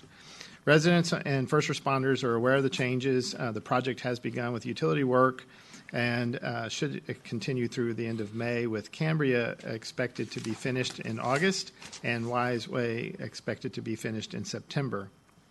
The Simmons Alley project is underway and paving is expected to begin this week. And the Grapevine Springs Park dredging and wall repair project advertised for bids on April 17th and April 23rd. A pre-bid meeting is scheduled for this week, or April 29th, with the bid opening being on May the 6th. So that's the report on projects. Would you like to talk about yesterday in Austin? Yeah, we can talk about that. Yesterday, city manager and I spent the day a nice long day at the Capitol, and we were dutifully seated in the Capitol at 7 a.m., waiting for our meetings to start.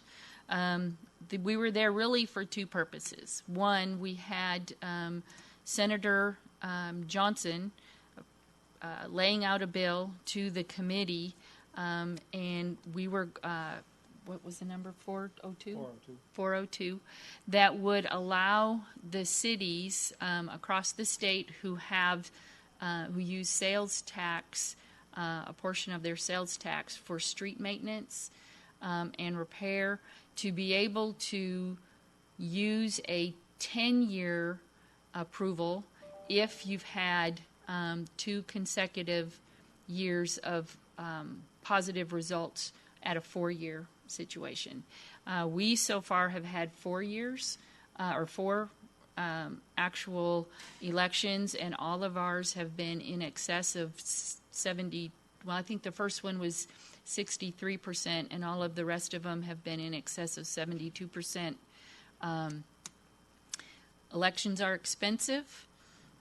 Fixing roads are expensive, and being able to plan in a 10-year is really important, or at least to have the option to do that is really important. And Senator Johnson laid that out in a bill for us, and I testified and was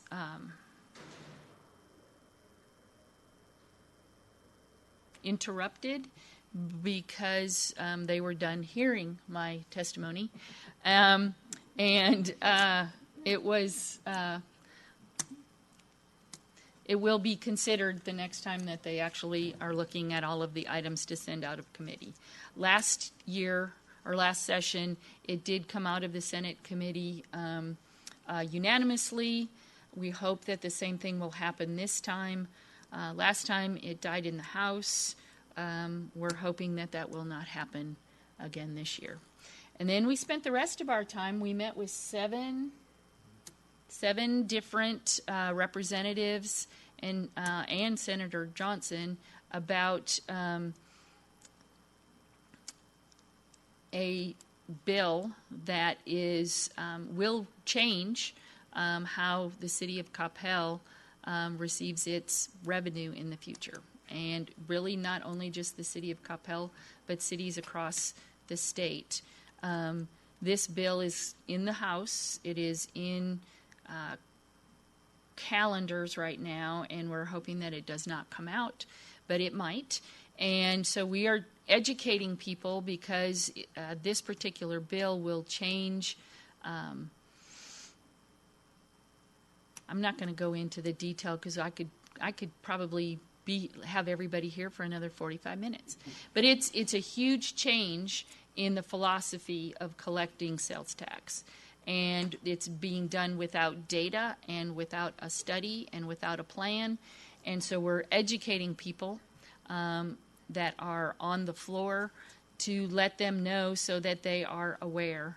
And it felt good most of the time, but who knows where it will go from there. It's a very interesting place down at the Capitol. As I said, we were there from 7 a.m. to 6 p.m. And there was lots of people in the Capitol. There were a lot of people talking, and this is a very crazy, crazy time. They're saying the next 4 weeks, 5 weeks will be the acceleration pedal will be constantly moving closer and closer to the floor, and just be aware because there's a lot of people that are not paying attention this year, and there are some very interesting bills that are out there. So it was a fun day, just being someplace where people were. Haven't done that in a while. But we may end up going back again in the next 2 weeks. So more to come. And what did I leave out? No, that's good. That's good? Okay. Any questions for the city manager? Yeah. Okay. Item 13, Mayor and Council reports. Here's a couple of announcements. Election Day, we are now complete with early voting, and as of 3:30 this afternoon, and there were lines still until 7 o'clock, 2,807 people have voted. But Election Day is May 1st for the municipal and general and special election. Polls will be open from 7 a.m. to 7 p.m. People voting in person for Dallas County residents, Coppell's Town Center here will be your location. In Denton County, residents must vote at Victorious Life Church, which is at 2671 MacArthur Boulevard in Louisville. More information, this information and a lot more information can be found on the City Secretary's election page. Voting will also be conducted at Wilson, Mockingbird, Lakeside, Cottonwood, and River Chase elementary schools from 7 a.m. to 7 p.m. Get ready to be entertained by the Coppell Community Chorale Mixtape Volume 2, a spring concert on May 8th at 7 p.m. at the Coppell Arts Center. What is mixtape? Mixtape is a noun, and it is a compilation of music that moves one's soul, usually produced on a cassette or a CD. That is old school playlist for those of you, that's an old school playlist for you young'uns out there. So, if you want, do you know what that is? Okay. Even the young'uns know what a mixtape is. But it should be fun. They have been doing a great job for everybody. So, again, 7 p.m. on May 8th. Are there any other events or items that the council would like to? Oh, okay. You made me nervous. Okay, so item 14, council reports. Concerning items of community involvement, we have a report on the Carrollton Farmers Branch ISD and the Louisville ISD. Mayor Pro Tem Mark Hill. All right. Let's start Let's start off with Carrollton Farmers Branch. They hosted their two enrollment fairs to help families with online enrollment for the 2021-22 school year. During these events, staff will be on site to assist with registration, and free required immunizations will be available for those students who qualify.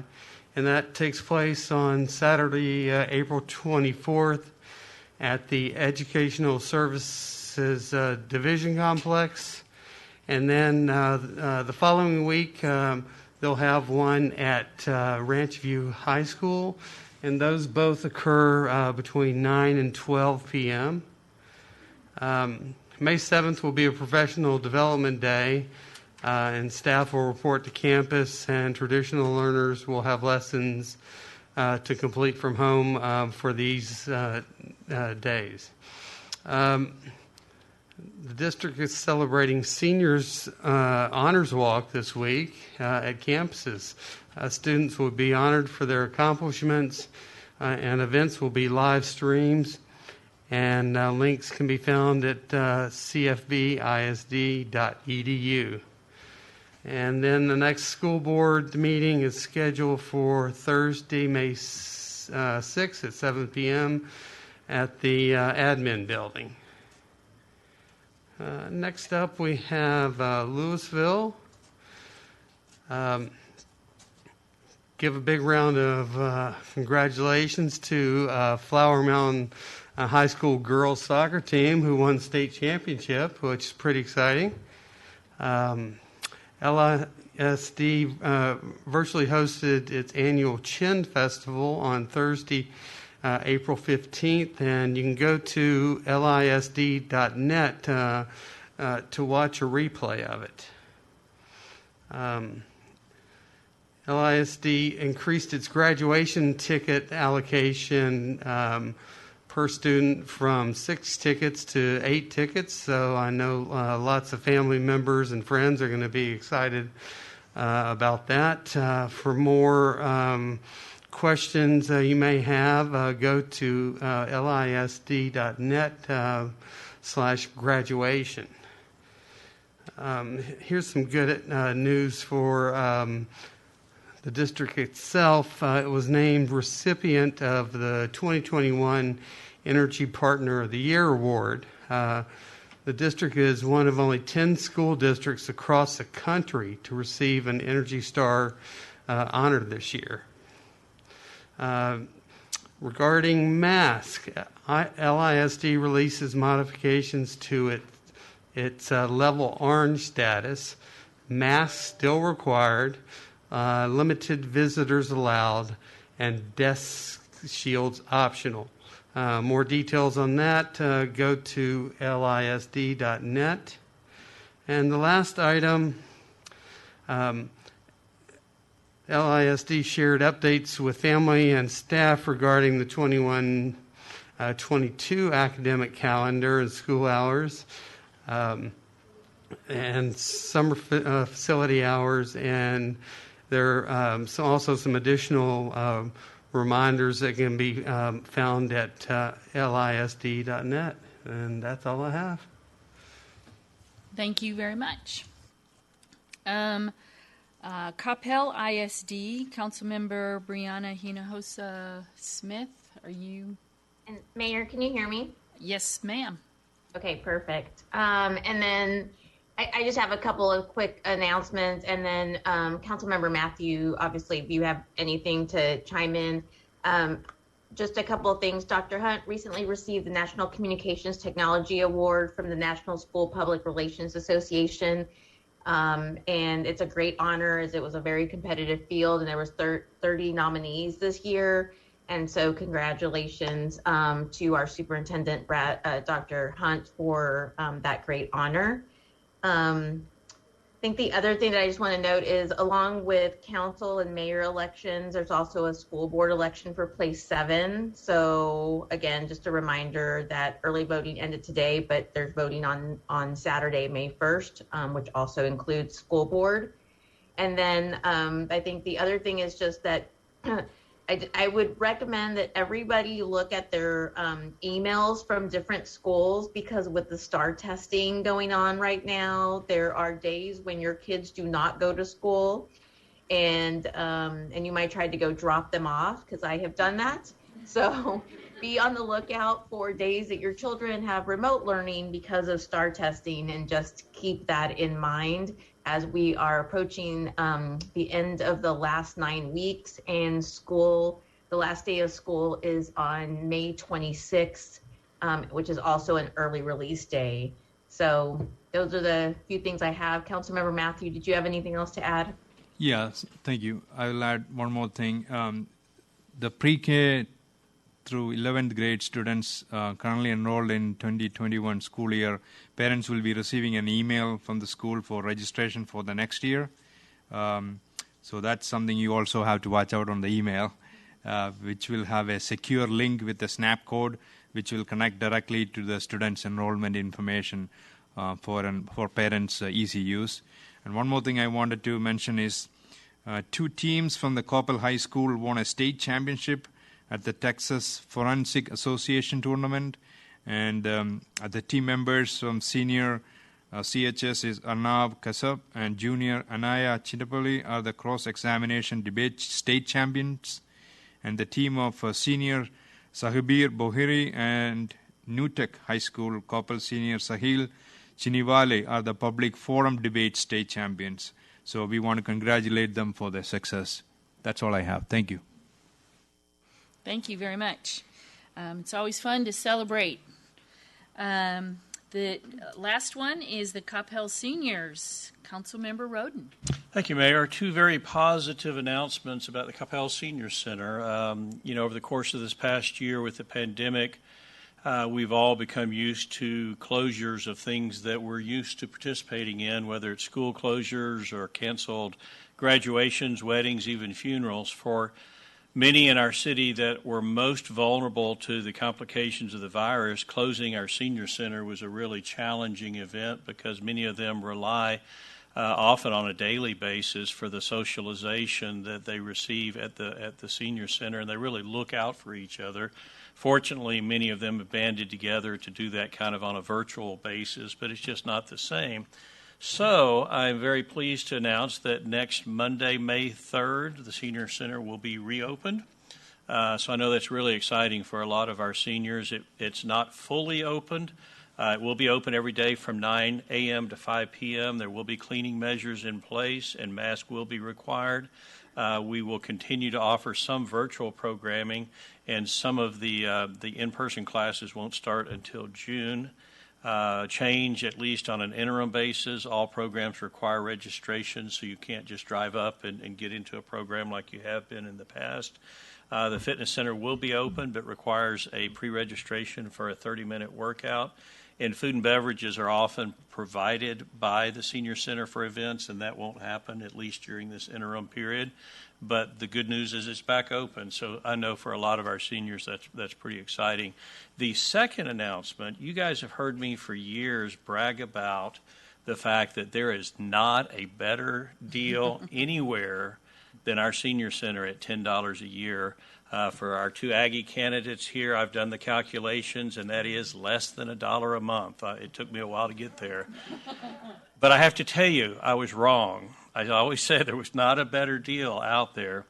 There is a better deal out there. For the rest of the year, registration, sign up at the Senior Center is free of charge. So now there is a better deal in recognition that those seniors that paid last year did not get their $10 worth because we've been closed. So sign up while it's free. Thank you. Thank you very much. Okay, item 15, public service announcements. Anything community interest? Mayor, I have one more announcement that I failed to mention, if you don't mind. Please. And thanks to Mr. Nevels, who is there in the audience in person. But I failed to publicly celebrate the Coppell High School hockey team that won the state championship in a double overtime on April 18th, which was a huge accomplishment and achievement for the city of Coppell. And so we are extremely proud of our hockey team. And again, apologies for that oversight, but wanted to make sure that we celebrated them publicly. Yeah, thank you very much. Woohoo! Okay, any other public announcements? Hearing none. Okay, item 16, necessary action from executive session. We have two items. Councilmember Roden. Thank you, Mayor. I move to authorize the city manager to execute a petition to create Dallas County Irrigation District 1 in Dallas County on property owned by the city of Coppell, generally located at North Lake, city-owned property adjacent thereto within the city of Dallas, Dallas County, including the impoundment infrastructure, also known as the dam, and lake storage tract, and authorize the city attorney to take appropriate action to file such petition and take necessary action consistent at the county commissioner's court creating said district. Thank you. Is there a second? Mayor Pro Tem Hill. All in favor? Long, Hinojosa Smith, Mays, Roden, Junn, Matthew Hill in favor, none opposed. The motion carries. Thank you very much. And item 2, Councilmember Mays. Thank you, Mayor. I make a motion to authorize the approval of a purchase sale agreement to sell property generally located at Lot 3R, Block D of the Old Town Addition, Coppell, Dallas County, Texas, by and between the City of Coppell and the Coppell Economic Development Foundation for economic development purpose of construction and maintenance of a 2-story retail, office, and residential space for the sale price of $171,000 and authorize the city manager to execute such agreement and authorize the mayor to execute any conveyance instruments. Thank you very much. Is there a second? Councilmember Matthew? All in favor? Long, Hinojosa Smith, Mays, Roden, John, Matthew Hill in favor. None opposed. The motion carries. Thank you. There is no other business before us. So in my final, this meeting is adjourned.